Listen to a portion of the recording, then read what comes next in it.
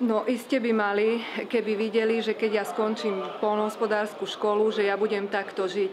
U nás je taký trend, že mladý človek chodí do školy, povedzme na tú poľnohospodársku, ale nevidí okolo seba taký príklad. No tak sú družstvá, sú veľké celky, no ale tam funguje vlastne ako zamestnanec. Nefunguje ako, toto je moja farma, ja sa o to starám, toto a toto dopestujem, toto predám a takto žijem. Dá sa takto veľmi dobre fungovať a povedala by som to aj preto, lebo som to videla v Rakúsku, videla som to v Nemecku, videla som to v Holandsku. Naposledy som bola v Španielsku a tam mali napríklad 3-hektárový ovocný sad.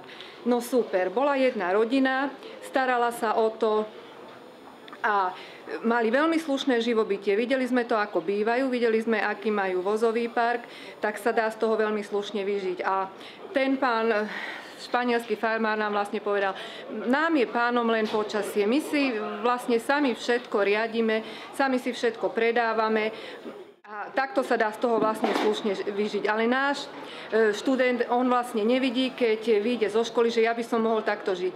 Pre neho je len cesta do priemyselného parku, tam zarába, by som povedala, veľmi málo peňazí na pomery Európskej únie a vlastne z tohto blúdneho kruhu sa vôbec nedostáva len či robí viac, či robí menej, proste stále je na tom istom. Ale keby pracoval na svojej rodinnej farme, tak je tam ten posun, je tam ten progres a je ten život oveľa lepší. Teraz druhá najväčšia choroba po rakovine je depresia. A prečo depresia?